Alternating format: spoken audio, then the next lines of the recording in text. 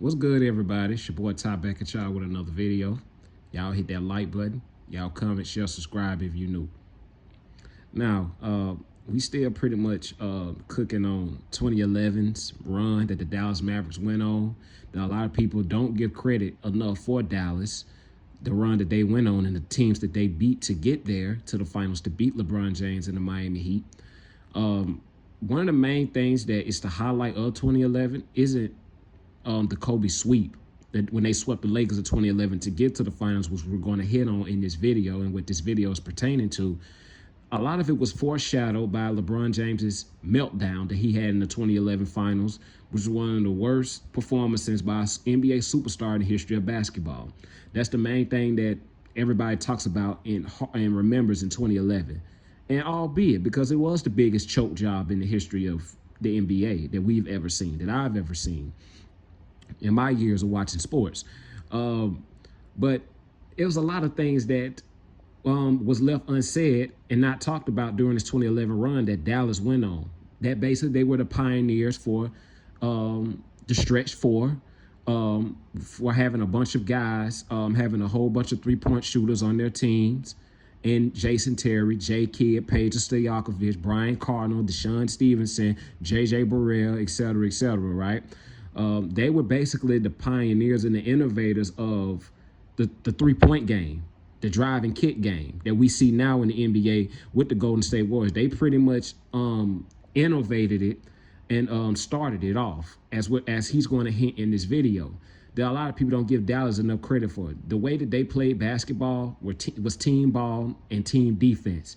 And we basically, and them ending that Lakers run was basically the end of that hero ball style, that hero ball era that we were so used to accustomed to watching with Michael Jordan, who did it in an efficient and proficient way. No one has ever been able to do it like Mike, which is why it was a curse in the NBA, because you had players like AI doing it and Kobe doing it, but they were never as efficient or proficient of a Michael Jordan, who did it at a high level and won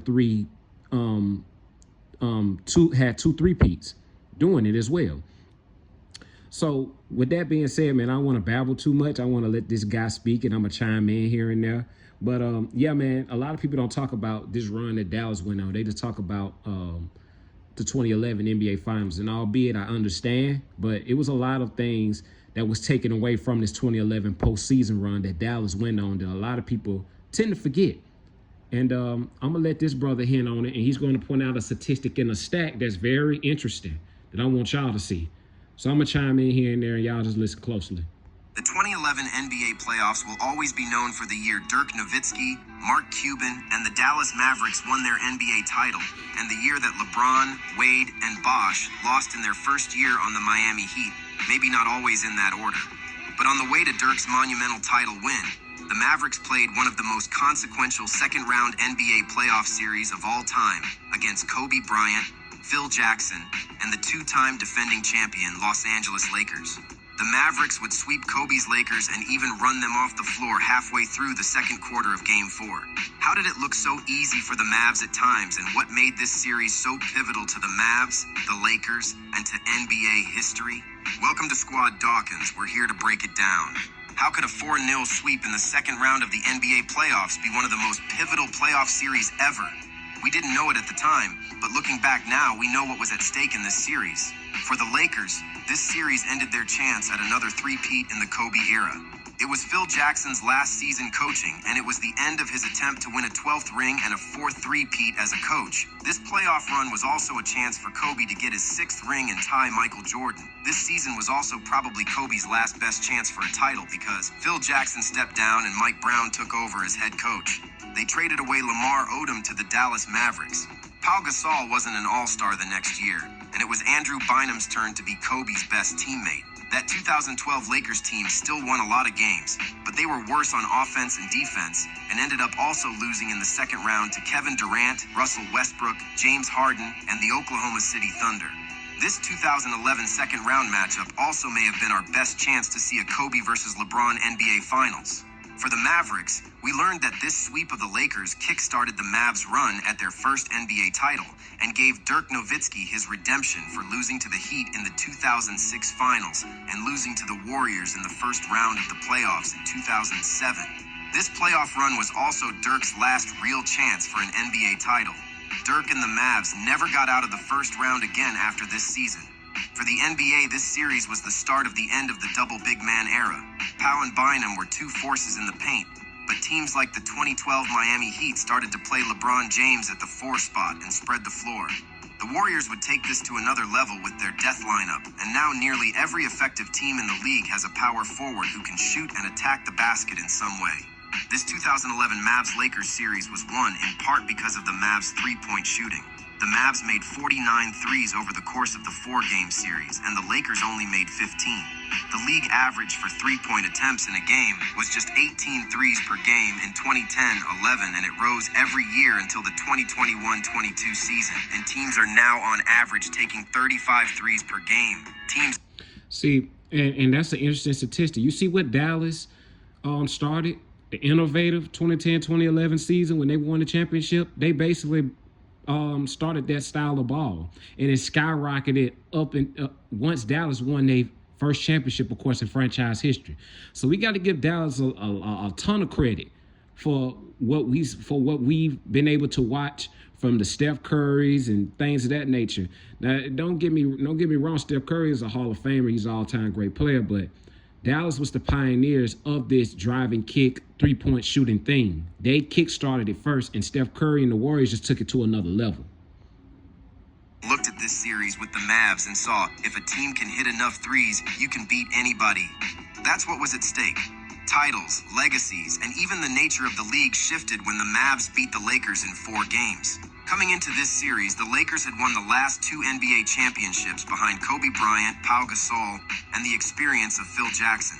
They brought back nearly the same team who won those titles, but added Steve Blake and Matt Barnes to their bench. Barnes added another wild card to the Lakers, and was even suspended for 1 game during the season for getting into an altercation with Jason Terry after Jet pushed Blake to the ground on a hard foul.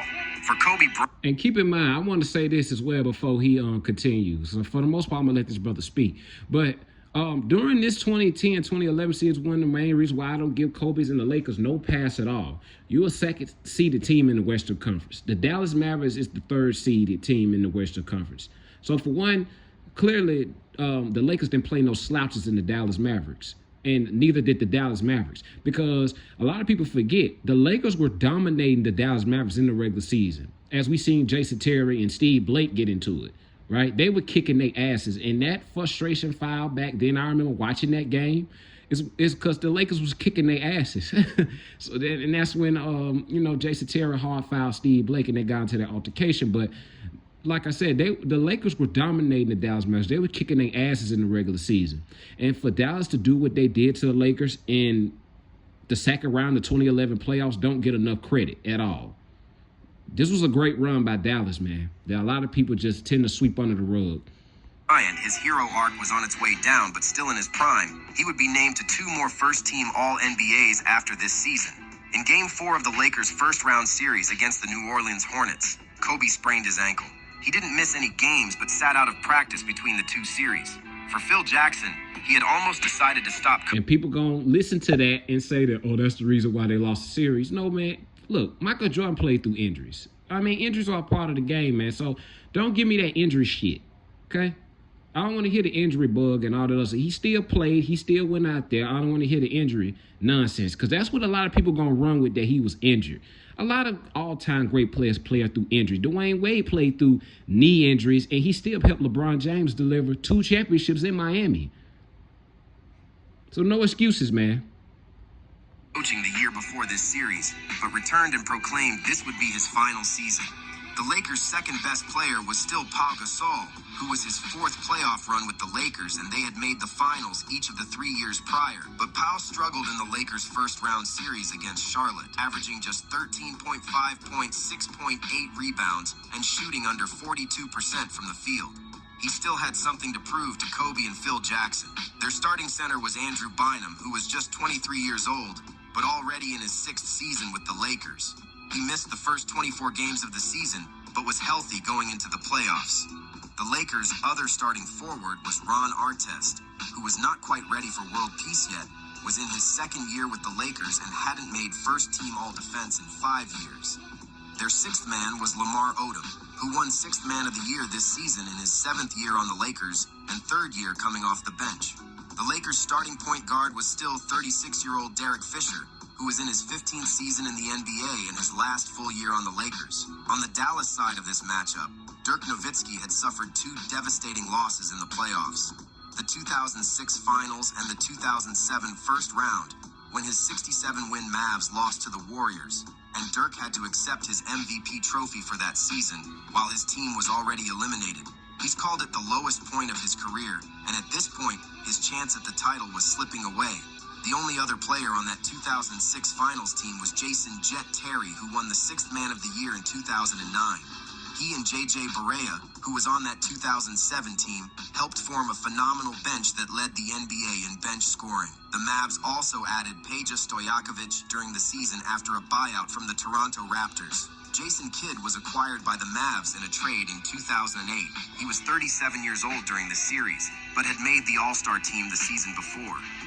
Shawn Marion was also acquired via a trade in the 2009 offseason and was just 2 years removed from an All-Star season in Phoenix. Tyson Chandler was the Mavs' big acquisition in a trade in the 2010 offseason and made the All-Defensive team that season. In Game 1, Kobe Bryant set the tone for the Lakers. He hadn't been able to practice because of an ankle injury, but he scored their first 7 points to get the Lakers out to a quick lead. Bryant with another open shot. Bryant inside. I do not own copyrights to this, just in case I get copyrighted, because I've been getting copyrighted for cooking this dude Kobe, and none of them ain't get the traction that it deserves because a lot of gameplay footage. So I do not own copyrights to any of his NBA footage, just in case this video get copyrighted. The Lakers were a huge team that dominated the boards and were 5th in the NBA in offensive rebounds that season.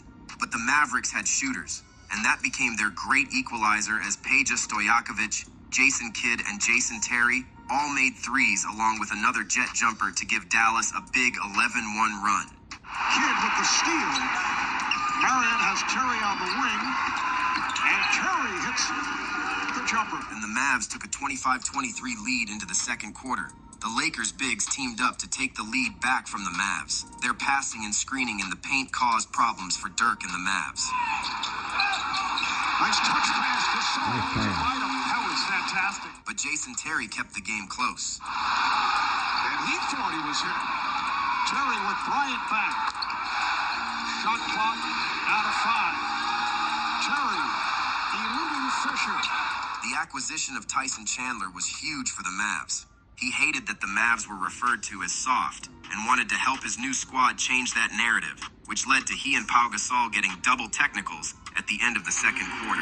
Well, the league has been really vigilant about this all season. If there's any kind of chattering between 2 players, it's pretty much an automatic double technical.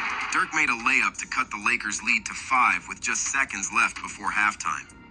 But then disaster struck the Mavs. Here is Odom. A foul is called on Jason Terry, and it's in the F. So Odom, technical foul. Now they're saying Dirk Nowitzki. Well, how about this close to the quarter for the Mavericks? 4 points in 3 seconds. The Lakers carried momentum into the 2nd half and overall went on a 21-2 run to take a 16-point lead. Bryant for 3, yes! Early timeout taken by Rick Carlisle. But after just 5 minutes of play and some costly turnovers, the Mavs cut it to 3, which seemed to ignite Kobe Bryant. 9 of the 24 here in the 3rd. Fires for 3. Well, Kobe has that look. He does, and he loves moments like these. When the other team makes a run, almost like he's hoping it happens. The Lakers took their lead late into the 4th quarter and looked like they had the win in hand until Dirk Nowitzki hit a tough jumper. Nowitzki working on Odom. Nowitzki. Yes. Wow. And Kobe threw a costly turnover with 20 seconds left. There is Bryant. See, and this is what I'm talking about. A lot of people want to give Kobe this injury bug, but this game was close down the stretch for the Lakers to win. But they made costly mistakes, and Dallas was able to steal one in LA. Instead of trying to make excuses for Kobe, you got to give credit to the Dallas Mavericks team for being as hungry and as resilient as they were. Y'all make me cook Kobe, man, because y'all make too many excuses for him. A lot of y'all dudes do that. But the facts are the facts, man. I'm going to do research. And a foul committed by Fisher. Pau Gasol was called for a foul against Dirk on the inbound, and the Mavs were already in the bonus. Dirk shot 89% from the free throw line that season and hit both to give the Mavs their first lead since the second quarter. After an intentional foul from Jason Kidd, the Lakers inbounded the ball to Gasol, and Kobe fell down without a foul called, and the Lakers turned the ball over. Down to 5. Gasol had enough points. Stolen by Kidd, and a foul called on the Lakers. Kidd was fouled and only hit one of his 2 Smart free foul throws, from Jason an Kidd, opening man. for Kobe Bryant to add to his legacy. Here comes Kobe. Kobe for 3. Rebound is slapped by Kelly, and that's it. The Dallas Mavericks have defeated the Los Angeles Lakers. The Dallas Mavericks was not supposed to win this game. But Kobe and their poor execution down the stretch cost them this game one right here, man. And this basically was the turning point. This is what gave the Dallas Mavericks confidence throughout that they could beat this team. Because I told y'all they was dominating. The Lakers were dominating this team in the regular season. And this game right here gave the Dallas Mavericks the confidence they needed to, get them up out of here. In game 1 here at Staples in L.A. Kobe finished with 36 points. Pau Gasol had 15 points, 11 rebounds, and 7 assists. And Can't play no Lamar better Odom than had that. 15 points off the bench. Come on. But it wasn't enough. They had a chance, but it was the Lakers' 2 devastating turnovers in the last 20 seconds of the game that gave the Mavs a 1-0 series lead. In Game 2, Kobe and Dirk traded some impossible shots to get it started. Nowitzki.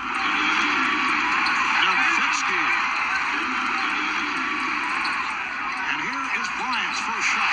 But it was the Mavs' 4 threes that gave them that 26-20 lead at the end of the first. Stevenson for 3. Kept alive. Kidd open for 3. Yes. So this is a team that has struggled on the road. Dirk Nowitzki knocking down the 3. Kobe and Bynum each contributed 8 points in the second quarter, and the Mavs held a slim lead at halftime. Bryant backing his way on Kidd. He's feeling it.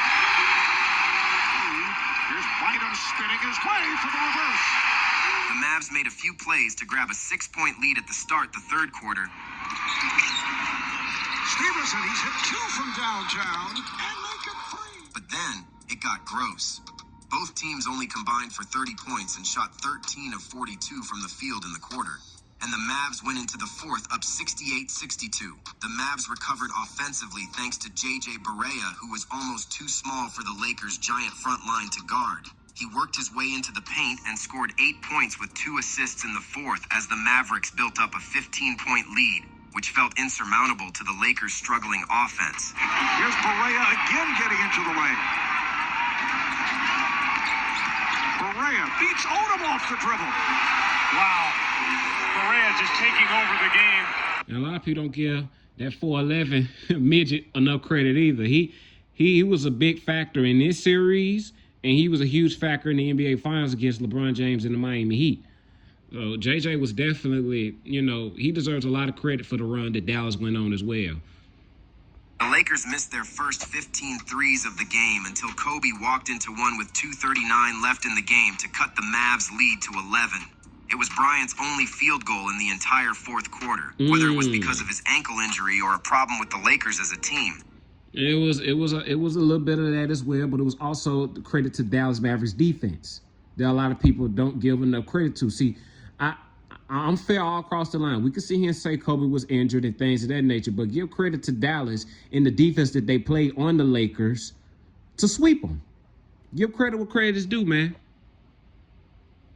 Kobe just wasn't a big part of their offense, and no one else could get anything going. The Lakers only scored 32 points in the entire second half, and their frustration started to manifest. Combination of Odom and Artest colliding with Barea, and Artest is being ejected for The elbow to the head of Barea. This one got out of hand for Ron Artest. You saw the shove a couple minutes ago of Marion. Artest at the end of these games is always a fuse, just waiting to be lit. Ron Artest instantly walked to the locker room and later was suspended for Game 3. But that wasn't even the end of the Lakers' problems after Game 2. Andrew Bynum spoke to reporters post-game and talked about the team problems. He said, "It's deeply rooted at this point. It's obvious we have trust issues. Unless we come out and discuss it, then nothing is going to really change." Here are some of the plays that showed the Lakers' lack of trust in the fourth quarter of Game 2. Lamar Odom tries to take it himself, despite the help defense from Jason Kidd. Odom living in on Nowitzki. Shannon Brown forced a three when he was shooting under 35% from three that season, and the Lakers were 0 for 14 from three in this game. Derek Fisher pulled up from three with 20 seconds on the shot clock, but the Lakers were getting desperate. Kobe was asked about Bynum's comments about trust, and he agreed with the Lakers' big man. "I think the trust that he's referring to is being able to help each other on the defensive end of the floor," Bryant said. "You saw a lot of layups. He gets frustrated when he supports a guard coming off a screen and roll and nobody supports him." Here are some of the plays Kobe referenced. Odom and Fisher tried to send two defenders on both sides of a Dirk screen, and JJ Barea got right into the paint, so Bynum was stuck on an island in space to defend both JJ and Haywood in the dunker spot. Barea with a runner. Again, Odom and Blake got stuck on a Dirk screen, and Bynum had to pick up JJ Barea, but JJ reads it right and hits Haywood in the dunker spot for an easy dunk. You can clearly see Bynum's frustration. And again, JJ draws two defenders off the pick and pop from Dirk, and Kobe runs up to help as well, leaving the Mavs with a 3-on-2 advantage down low. Haywood kicked out to Kidd, who was wide open for another three. Back to Dallas for Game 3. You just got to give Dallas credit, man. I mean, Dallas didn't have no answer for JJ Barea, man. That's what it comes down to. And of course, yeah, they left Lamar Odom in uncomfortable territory, but I mean, Dallas was just ready for the moment, man. They was ready for the moment, and they had guys on their team that the Lakers had no answer for, and that being JJ Barea. They had no answer for him. Odom started for the Lakers since Artest was suspended. During the regular season, Odom, Bynum, and Pau Gasol only played 2 minutes together, so this was basically a brand new lineup for the Lakers during a pivotal game in the series. Kobe picked up 2 fouls in 6 minutes and had to leave the game. The second foul was against Dirk Nowitzki, who hit a couple of threes and scored 11 points in the first quarter to lift the Mavericks. Coach is 100% right. Can't be the strategy because somebody's got to be running to the body of Dirk Nowitzki. He's too good of a shooter. Another breakdown. And another three. And this is another example of the Lakers' trust issues between That was on Pau Gasol. That was lazy defense that he was playing. Bynum and Pau. But Andrew Bynum almost matched him shot for shot to score 10 points of his own before he picked up his second foul. The Lakers outscored the Mavs 34-12 in the paint and took a 4-point lead into halftime. Bynum goes for the steal and takes it away. Here he goes. Andrew Bynum. In the third quarter, the Mavs scraped out an 11-4 run to tie the game up, but only scored 19 points in the period, and the Lakers were up 6 going into the fourth. Bryant pulls back, fires, in and out, tipped by Brown. Beautiful play from Shannon Brown. But the Lakers were going to need someone else to step up. Phil Jackson pleaded with Pau Gasol to be that guy, but he was shrinking from the moment. With 4 minutes left, Dirk committed an offensive. Yeah. And then on top of that, like I said, the Lakers still had a lead, man. They still had a lead. So, I mean, the Lakers had opportunities to win this series. So, once again, you got to blame the leader. You got to blame Kobe, because he didn't play well either. And neither did Pau Gasol. Foul. And it looked like the momentum was all in favor of the Lakers. Nowitzki, offensive foul. Gasol steps in and draws the charge. But Dirk made a tough play to keep the Mavs' hopes alive, kicking out to Peja Stojakovic, who scored his 11th point of the fourth quarter. Nowitzki across the lane. Stojakovic. And then Kobe and Pau made a mistake that turned the game completely around. Bryant inside. Gasol turned his back. And then Bryant with the foul. Jason Kidd and Dirk hit their free throws to give the Mavs their first lead since the second quarter. Derek Fisher, Jason Terry, and Lamar Odom all traded baskets and the lead for their team. Odom against Stojakovic. Difficult shot. He knocks it down. So many big shots here in the fourth quarter. Dirk hit a tough lefty hook off of a drive to take the lead back, and then 1 minute left. Lakers down by 2. And Lamar Odom held onto the ball for the entire possession to try to attack Peja. But instead, he proved Andrew Bynum correct. The Lakers didn't have trust in each other. Jason Terry saved an offensive rebound for the Mavs. Too strong. Rebound deflected. Terry tries to save it. He does. And a new 24. And to be fair with Andrew Bynum, I get what he's saying, but I think Lamar Odom, to back Lamar up on that play, he did previously score on Peja, so he had the mismatch, you know. But Peja just played better defense on him, so you got to give Peja